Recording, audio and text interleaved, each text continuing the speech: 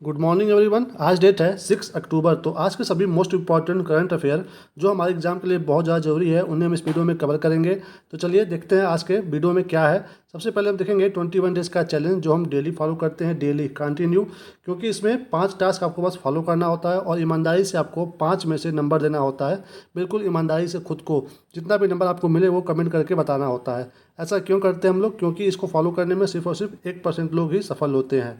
तो हमें उस 1% में आना है। मिनिमम 21 डेज तक ये फॉलो करना है। ये सिर्फ 5 टास्क डेली, ठीक है।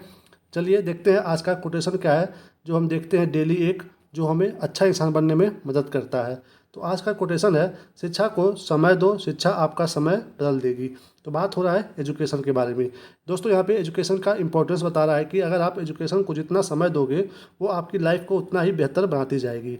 इसी से संबंधित बहुत ही फेमस कोटेशन है अंबेडकर जी का। अंबेडकर जी ने कहा था कि शिक्षा वो शेरनी का दूध है जो जितना पिएगा उतना ही दहाड़ेगा। यानी कि एजुकेशन बहुत ज़्यादा इंपॉर्टेंट होता है किसी भी व्यक्ति के जीवन में। वो उसके जीवन में बहुत बदलाव लाती है। वो जितना एजुकेशन लेता है वो उतना अपनी लाइफ में कॉन्फिडेंस होता जाता है और वो कहीं भी किसी के सामने भी बात करने की क्षमता रखता है। तो हमें एजुकेशन सिर्फ इसलिए नहीं लेना चाहिए कि हमें एक अच्छी नौकरी मिल जाए या फिर हम कहीं सफल हो जाएं। ऐसा बिल्कुल ज़रूरी नहीं होता है। आपको हमेशा शिक्षा लेते रहना चाहिए, क्योंकि अगर आप शिक्षा अच्छे से ग्रहण करोगे तो वो आपके पर्सनालिटी में भी डेवलप लेकर के आएगा। तो जब आपका पर्सनालिटी डेवलप हो जाएगा तो फिर आप अपने पूरे लाइफ में उस शिक्षा को जहाँ चाहोगे वहाँ यूज कर पाओगे। तो इम्पॉर्टेंट है शिक्षा हमारे लाइफ के पर्सनालिटी जो डेवलपमेंट होता है उसमें भी, ठीक है। तो चलिए देखते हैं आज का मोस्ट इम्पॉर्टेंट करंट अफेयर क्या है। वैज्ञानिकों ने हाल ही में प्लूटो के किस चंद्रमा पर कार्बन डाइऑक्साइड और हाइड्रोजन पेरोक्साइड गैसों का पता लगाया है?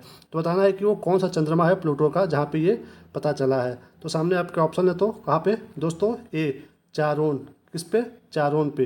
देखिए यहाँ से आपके एग्जाम में ऐसे भी क्वेश्चन बन के आ सकता है कि हाल ही में चर्चा में रहा चारोन किसका उपग्रह है? तो वो प्लूटो का है। किसका है? प्लूटो का है। देखिए दोस्तों ये जो प्लूटो है, प्लूटो ये पहले 9 ग्रहों की श्रेणी में आता था, ठीक है, 9 ग्रहों की श्रेणी में। बट 24 अप्रैल 24 अप्रैल 2006 को इसको बौने ग्रह के दर्जे दे दिए जाते हैं और इसको बौना ग्रह घोषित कर दिया जाता है। उसके बाद से अब हमारे सौरमंडल में सिर्फ और सिर्फ 8 ग्रह माने जाते हैं। दोस्तों यहाँ पे प्लूटो से हम इंसानों को बहुत ही अच्छी सीख मिलती है। क्या सीख मिलती है? कि प्लूटो जब 9वां ग्रह माना जाता था तो उस समय भी वो सौरमंडल में घूम रहा था, ठीक है। अब उसे ग्रह नहीं मानते हैं, अब उसे बौना ग्रह मानते हैं। बट आज भी प्लूटो जो काम पहले कर रहा था वही काम आज भी वो कर रहा है। तो उस पर कोई भी प्रभाव नहीं पड़ा है, इंसान उसे ग्रह कहे या फिर बौना ग्रह कहे। तो वैसे ही हम इंसान को भी अपना काम जो हमें अच्छा लगे, जो हमारा कर्तव्य हो वो करते रहना चाहिए, भले ही हमारे आसपास की सोसाइटी समाज कुछ भी कहे, ठीक है। हमें अपना काम करते रहना चाहिए। तो यहाँ से हम इंसानों को बहुत ही अच्छी सीख मिलती है प्लूटो से।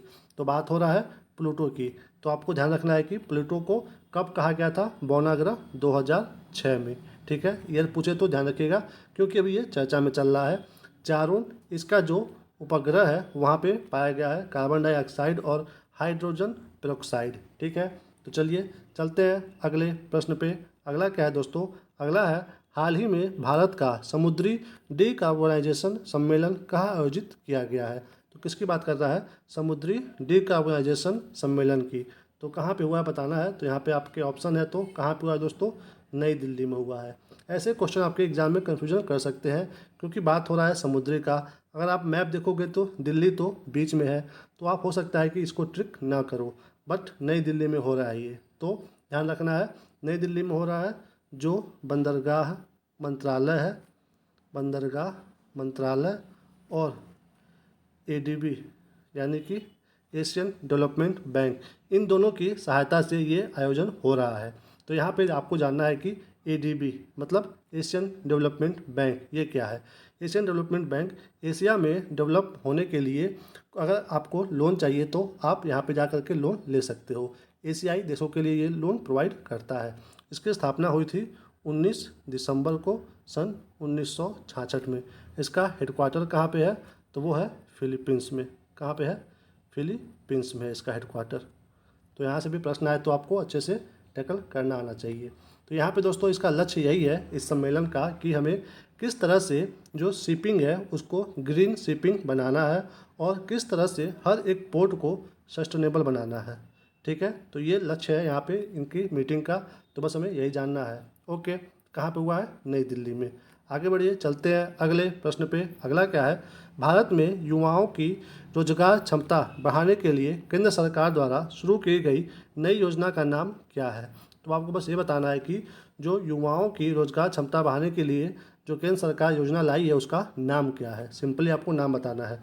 तो सामने आपके ऑप्शन है, तो उसका नाम क्या है दोस्तों? ए, पीएम इंटर्नशिप योजना। कौन सा? पीएम इंटर्नशिप योजना। इसमें क्या होगा दोस्तों? जो व्यवसाय जो व्यवसाय होता है उसमें स्टूडेंट को रियल एक्सपीरियंस कराया जाएगा। मतलब समझ रहे हैं आप? जो रियल प्रैक्टिकल टाइप का होता है ना, वैसा अनुभव कराया जाएगा अब छात्रों के, जिससे उनका जो क्वालिटी होगा, उनके जॉब की जो क्वालिटी होगी वो इम्प्रूव होगी, क्योंकि वो जो चीज़ पढ़ेंगे उसको वो रियल एक्सपीरियंस में देखेंगे भी। तो ये लक्ष्य रखा गया है भारत सरकार के द्वारा, ताकि हमारे देश में जो एजुकेशन की जो क्वालिटी है वो इम्प्रूव हो सके। ठीक है, यहाँ पे दोस्तों इसी के तहत ये जो योजना है, इसके तहत 5 वर्षों में 500 कंपनियों 500 कंपनियों में लगभग 1 करोड़ 1 करोड़ का जॉब यानी कि इंटर्नशिप कराया जाएगा छात्रों को। ठीक है, यहाँ पे छात्रों को 4500 4500 सॉरी 4500 रुपये दिया जाएगा। किस के रूप में? वजीफ़ा के रूप में। वजीफ़ा के रूप में 4500 रुपये दिया जाएगा और प्लस 500 रुपया कंपनी भी उसको देगी। 500 रुपया यानी कि उस छात्र को टोटल 5,000 रुपये महीना मिलेगा भी इस योजना के तहत, और उसको रियल एक्सपीरियंस भी होगा कि कैसे, कहाँ पे, किस व्यवसाय में क्या इन्वायरमेंट होता है, वहाँ पे क्या अनुभव होता है, वो सब सीखेगा छात्र। तो ये योजना इंपॉर्टेंट है, पीएम इंटर्नशिप योजना। ठीक है, चलिए चलते हैं अगले प्रश्न पे। अगला क्या है? हाल ही में असम के किस राष्ट्रीय उद्यान में 9 बंदी नस्ल के पिग्मी हॉग छोड़े गए हैं? तो बताना है कि ये पिग्मी हॉग जो है ये कहाँ पे छोड़े गए हैं, असम के कौन से नेशनल पार्क में। तो सामने यहाँ पे ऑप्शन है, तो कहाँ पे छोड़े गए हैं दोस्तों? बी में। कहाँ पे? मानस राष्ट्रीय उद्यान में। तो आपको बस सिंपली बात में यहाँ पे ये भी जानना है कि मानस राष्ट्रीय उद्यान कहाँ पे है, तो असम में है। ये भी क्वेश्चन एग्जाम में आ सकता है डायरेक्ट। देखिए, ये जो पिग्मी हॉग है ये क्या है? ये जो दुनिया की सबसे छोटी जो सूअर की प्रजाति होती है, ये सूअर की प्रजाति है, दुनिया की सबसे छोटी। ठीक है, तो ध्यान रखना है कि ये सूअर की प्रजाति होती है पिग्मी हॉग। ठीक है, ये दोस्तों इनकी क्वालिटी क्या होती है कि ये अपने घोंसले जो है ये स्वयं बनाते हैं, और वो ऐसा घोंसला बनाते हैं जिसमें छत होता है। तो ये इनकी क्वालिटी है। और जो ये अपने जो स्तनधारी होते हैं, जो भी स्तनधारी जानवर होते हैं, उन सब में ऐसी क्वालिटी सिर्फ इन्हीं में पाई जाती है। तो ये इसलिए बाकियों से अलग होते हैं।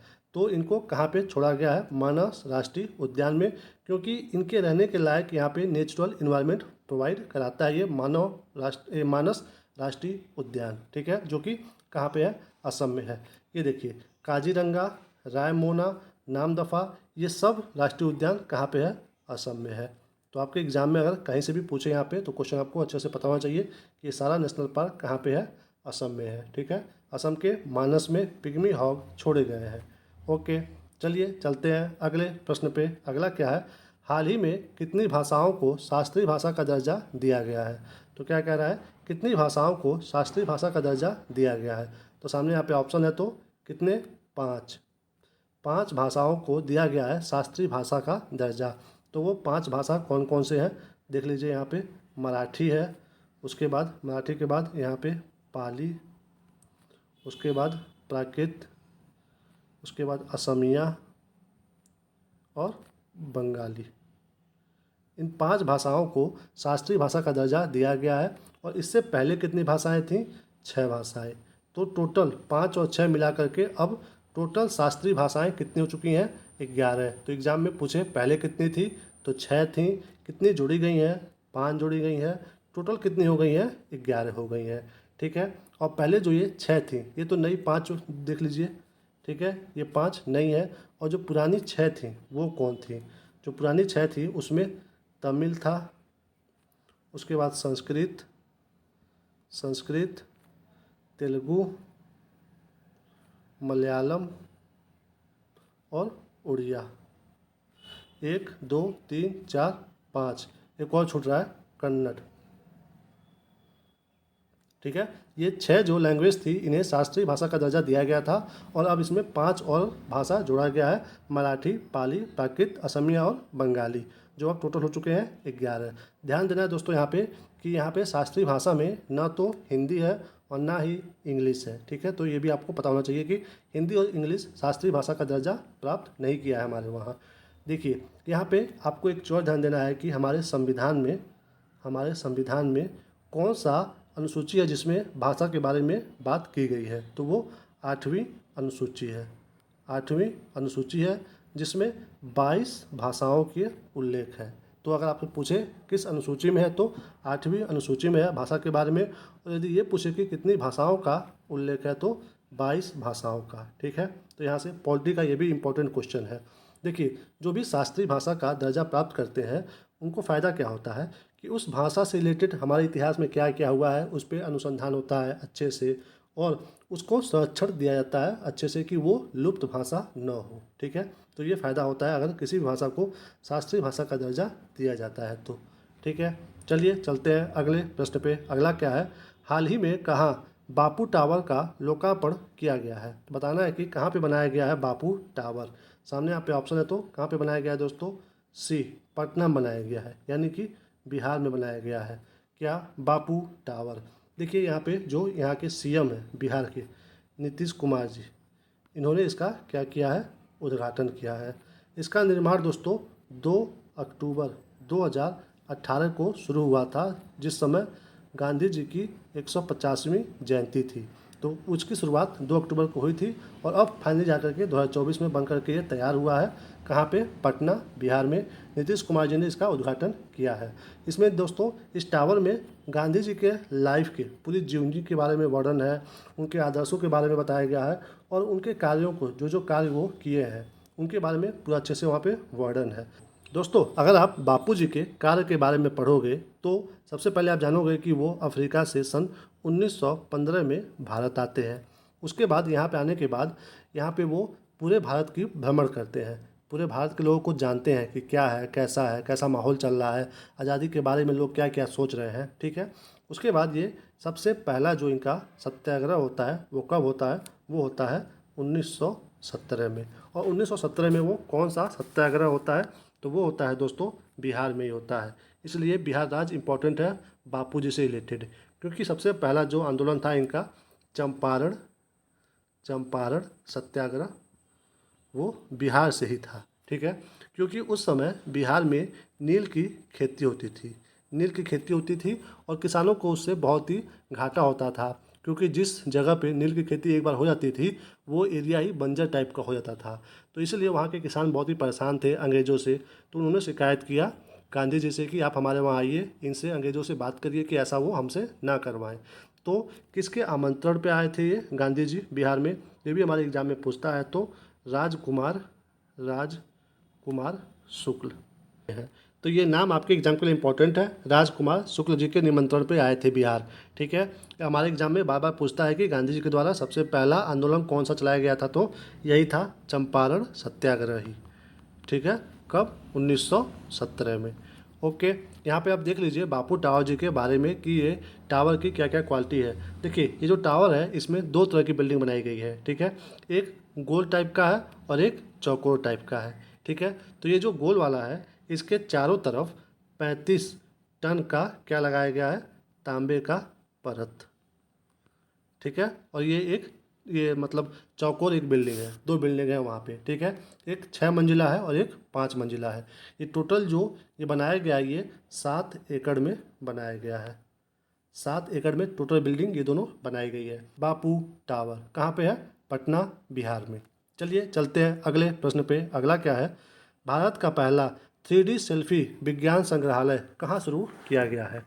तो ये भारत का पहला है तो मोस्ट इम्पोर्टेंट हो जाता है।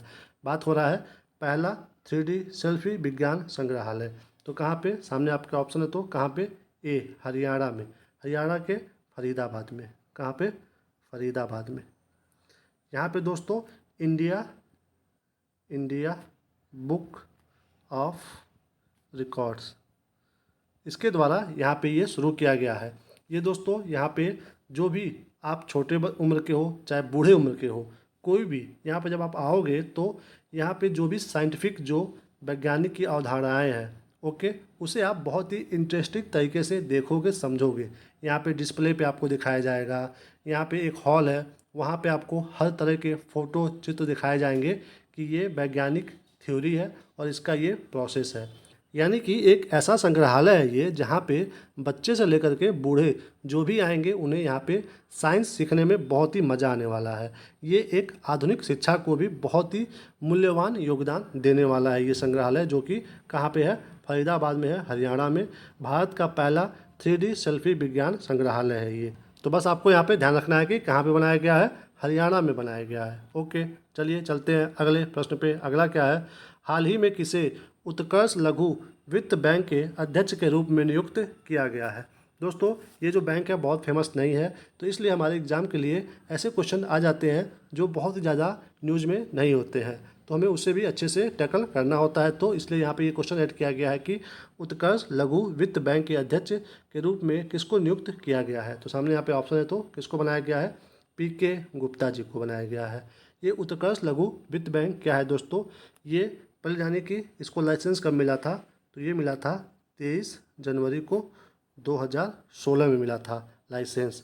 इसको भारतीय जो रिजर्व बैंक है अपना, उसके द्वारा इसको रजिस्टर्ड किया गया है। इसका हेडक्वार्टर कहाँ पे है, उत्कर्ष लघु वित्त बैंक का मुख्यालय कहाँ पे है, ये भी हमारे एग्जाम में आ सकता है, क्योंकि बहुत फेमस जगह पे नहीं है। मतलब फेमस जगह है वो, बट बैंक का हेडक्वार्टर होने के पॉइंट ऑफ व्यू से बहुत इंपॉर्टेंट नहीं है। तो इसका हेडक्वार्टर कहाँ पे है, वो है वाराणसी में। क्या आपने सोचा होगा कि किसी बैंक का हेडक्वार्टर वाराणसी में होगा, नहीं ना, तो इसलिए ये क्वेश्चन इंपॉर्टेंट है हमारे एग्जाम के लिए। वाराणसी मतलब यूपी में। तो किसको बनाया गया अध्यक्ष, इसका PK गुप्ता जी को, तो ध्यान रखना है। आगे बढ़ते हैं, चलते हैं अगले प्रश्न पे। अगला क्या है, हाल ही में चर्चा में रहा हॉर्नबिल महोत्सव किस राज्य में मनाया जाता है। तो बताना है कि हॉर्नबिल महोत्सव किस राज्य में मनाया जाता है। तो यहाँ पे सामने आपके ऑप्शन है, तो कहाँ पे मनाया जाता है दोस्तों, ये नागालैंड में। ये अभी चर्चा में क्यों है, देखिए हर जो महोत्सव होते हैं वो हमारे एग्जाम के लिए इंपॉर्टेंट होते हैं, बट अभी ये चर्चा में है तो ये हमारे एग्जाम के लिए अभी इस समय और इम्पोर्टेंट हो गया है। तो ये नागालैंड में मनाया जाता है। अभी चर्चा में क्यों है, चर्चा में इसलिए है क्योंकि इस महोत्सव में पहली बार ई स्पोर्ट टूर्नामेंट आयोजित किया जाएगा। ई स्पोर्ट यानी कि जैसे आप देखते होंगे ये जो BGMI होता है या फिर जो PUBG होता है, इसको जो आयोजन कराया जाता है इसको बोलते हैं ई स्पोर्ट, जो कि मोबाइल पे खेला जाता है। तो ये हॉर्नबिल जो महोत्सव है इसमें ये ई स्पोर्ट शामिल किया जा रहा है इस बार पहली बार, तो इसलिए ये चर्चा में बना हुआ है। यहाँ पे दोस्तों ये जो त्यौहार मनाया जाएगा यहाँ पे हॉर्नबिल महोत्सव, इसमें यूके का जो वेल्स क्षेत्र है, वेल्स, यहाँ पे ये इसके साथ सांस्कृतिक साझेदारी की गई है। तो अगर आपके बाई चांस एग्जाम में ये भी पूछ दे कि हॉर्नबिल महोत्सव जो मनाया गया है नागालैंड में, उसमें किस देश की सांस्कृतिक साझेदारी रही है, तो वो वेल्स की रही है। वेल्स कहाँ पे है, यूके में है, यानी कि इंग्लैंड में है वेल्स। तो वहाँ पे जो ये वेल्स है उसकी साझेदारी हुई है नागालैंड के हॉर्नबिल महोत्सव में सांस्कृतिक साझेदारी के रूप में। ठीक है, तो कहाँ पे, नागालैंड में। और क्यों अभी चर्चा में रहा है, तो एक तो इस वजह से कि वेल्स के साथ साझेदारी किया है, और दूसरा पहली बार इसमें ई स्पोर्ट टूर्नामेंट का आयोजन किया जाएगा। तो ध्यान रखना है ये हॉर्नबिल महोत्सव। इसकी शुरुआत दोस्तों नागालैंड में सन 2000 से शुरू हुई है।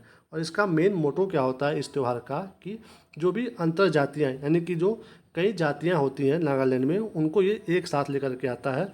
तो इसीलिए ये सभी जातियों को मिलाने वाला त्यौहार है। इसलिए इसको क्या बोलते हैं, इसको बोलते हैं त्योहारों का त्यौहार, क्योंकि ये सभी जातियों को एक साथ इस त्यौहार में मिलाता है, तो इसीलिए इसे त्योहारों का त्यौहार कहते हैं। तो अगर आपके एग्जाम में ऐसे भी क्वेश्चन बनकर आए कि भारत का कौन सा त्यौहार त्योहारों का त्यौहार कहलाता है, तो हॉर्नबिल महोत्सव। ठीक है, ओके, इसी के साथ हम इस वीडियो को यहीं पे समाप्त करते हैं। Thank you for watching. इस वीडियो से आपकी थोड़ी सी भी जानकारी बढ़ी हो तो प्लीज़ चैनल को सब्सक्राइब कर लीजिए, वीडियो को लाइक करिए, शेयर करिए, और आपका जैसा भी रिव्यू हो वो कमेंट करके बताइए। ओके, मिलते हैं हम आपको अगले वीडियो में। तब तक के लिए आप अपना ख्याल रखिए, मुस्कुराते रहिए। सबसे ज़रूरी है आपको स्माइल करते हुए अपनी तैयारी करते रहना है। ओके, मिलते हैं अगले वीडियो में, तब तक के लिए जय हिंद, जय भारत, जय माता दी।